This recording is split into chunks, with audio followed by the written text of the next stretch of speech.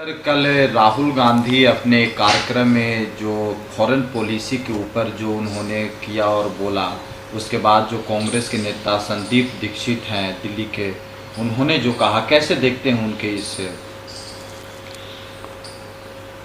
कल की घटनाक्रम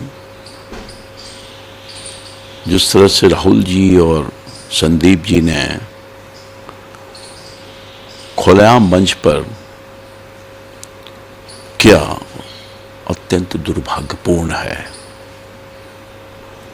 गंभीर है और चिंता का विषय है। माननीय प्रधानमंत्री जी का और एनडीए सरकार का आप विरोध करें, प्रतिपक्ष में हैं। हालांकि विरोध करने का कोई मुद्दा नहीं है, मुद्दा विहीन हो चुके हैं आप। प्रधानमंत्री का जो कार्यकाल रहा, राष्ट्र की गरिमा बढ़ी है, दुनिया में बढ़ी है, और हम सब लोगों का सीना चौड़ा हुआ है, देशवासियों का, 140 करोड़ लोगों का। शायद ये आपको बर्दाश्त नहीं हो रहा होगा। दूसरा, ख्वाब पाल रहे हैं। ख्वाब पालना चाहिए, ख्वाब पालना बुरा नहीं है, सपना देखना बुरा नहीं है। तो खुलेआम मंच पर जिस तरह से आपने प्रधानमंत्री जी का मजाक उड़ाया, विदेश दौरा में हर प्रधानमंत्री जाते रहते हैं, दूसरे देशों के राष्ट्राध्यक्ष अपने यहाँ के राष्ट्राध्यक्ष दूसरे विदेश में जाकर संबंध बनाने का काम करते हैं, और आपने मजाक उड़ाया महिला का, जो हमारे लिए सम्मान के स्वरूप है।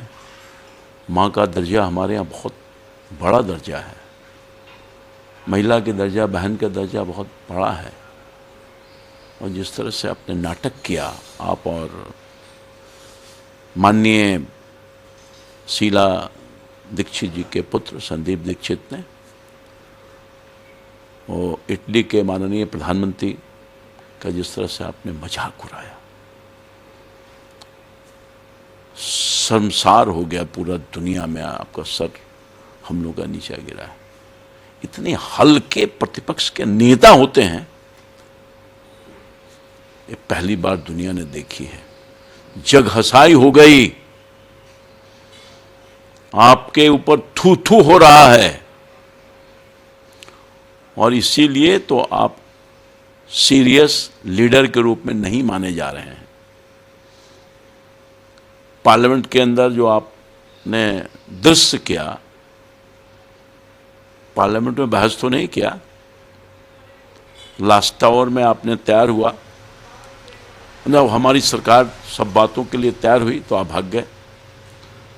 मैं संसद के बाहर, संसद के परिसर में जो नाटक कर रहे थे आप लोग, उसको भी दुनिया देख रही थी। तो बहुत ही दुर्भाग्यपूर्ण है, और विरोध का स्तर इस तरह से नहीं होना चाहिए राहुल जी और प्रतिपक्ष के जो विभिन्न नेता हैं।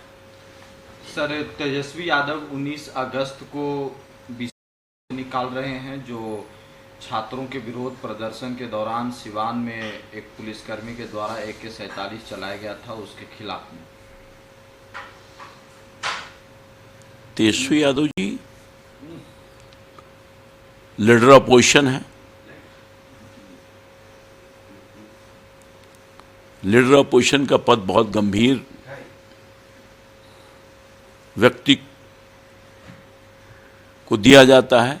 सौभाग्य से, दुर्भाग्य से आप बन गए, अपने पार्टी के नेता हैं, पार्टी बड़ी पार्टी है, तो आपको नेता अपोजिशन बना दिया गया, दर्जा दे दिया गया। क्या अपने दायित्वों का निर्वहन कर रहे हैं? ये मार्च की जो नौटंकी कर रहे हैं, आ गए आप। जब नेता प्रतिपक्ष की भूमिका आपको निभानी चाहिए, तो अब विदेश में जाके अपनी भूमिका निभा रहे हैं, और वहां से आकर के अब नाटक करें। जनता में जो थूथू हुआ, आपकी पार्टी में थूथू हुई, तू मैं हुआ, पार्टी आपकी खंडित होने वाली है। पार्टी को नहीं संभाल पा रहे हैं आप। पार्टी के नेताओं के प्रति जो जवाबदेही होनी चाहिए वो नहीं निभा रहे हैं। कार्यकर्ता भाग रहे हैं आपके, और आप जनता के इशू को, छात्रों के इशू को लेकर के मार्च कर रहे हैं। आपके मार्च से कोई असर होने वाला है?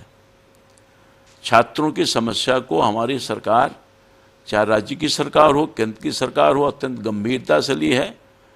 उनके दर्द और पीड़ा को माननीय प्रधानमंत्री जी ने समझा है और उस दर्द और पीड़ा को दूर करने का प्रयास किए हैं। नया एक्ट लगाने का काम किया है, फास्ट ट्रैक कोर्ट बनाने का काम किया है, वगैरह वगैरह। भविष्य में नीट की परीक्षा संपन्न हो और कहीं कोई गड़बड़ी न हो, उसकी व्यवस्था सुनिश्चित की है। अब आप नींद खुल रहा है अभी।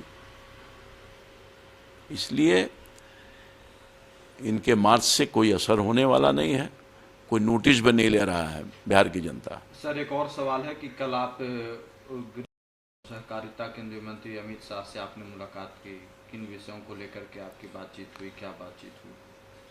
माननीय सहकारिता मंत्री जी से मेरी मुलाकात कल हुई संसद भवन के अंतर्गत, उनके कक्ष में, और पूर्व निर्धारित कार्यक्रम था।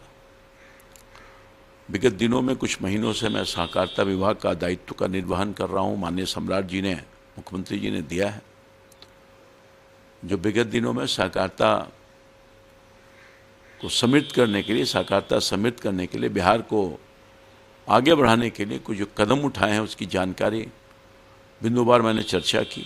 उन्होंने गंभीरता से सुना और कुछ जो समस्या थी जो केंद्र से संबंधित था, उन बातों का भी मैंने विस्तार से चर्चा किया। जो कठिनाई आ रही है उसकी भी चर्चा की। उन्होंने बहुत गंभीरता से सुना और आवश्यक कार्रवाई के लिए आश्वस्त भी किए हैं।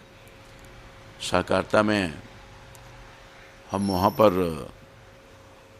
चीनी मिलों के चालू करने का निर्णय राज्य की सरकार ने ली है। 2 चीनी मिल दरभंगा और मधुबनी में, सक्रिय और रयाम चीनी मिल मॉडल चीनी मिल के रूप में विकसित करने का काम IPL के साथ एग्रीमेंट हो चुका है, करेंगे, ताकि वहाँ के किसानों के समृद्धि हो सके, रोजगार का अवसर मिल सके। और 2026 सहकारी जो नीति था उसको भी हम लोगों ने अडॉप्ट किया है, जो कि लगभग भारत सरकार की जो नई नीति है 2026, उसी तरह का हम लोगों ने अपने नीतियों में समावेश किया है। बहुत सारे सुधार हुए हैं और इसके माध्यम से बिहार को एक सहकारिता आंदोलन में एक नई गति आएगी और हर तरह से किसानों को मदद मिलेगा। और भी कई मुद्दे थे जिस मुद्दों पर मैंने चर्चा किया। वहाँ एक जो तकारी उत्पादक लोग हैं उनके लिए भी जो राज्य सरकार ने व्यवस्था की है, तकारी का उत्पादन बढ़े और अधिक से अधिक लोग इसमें जुड़े।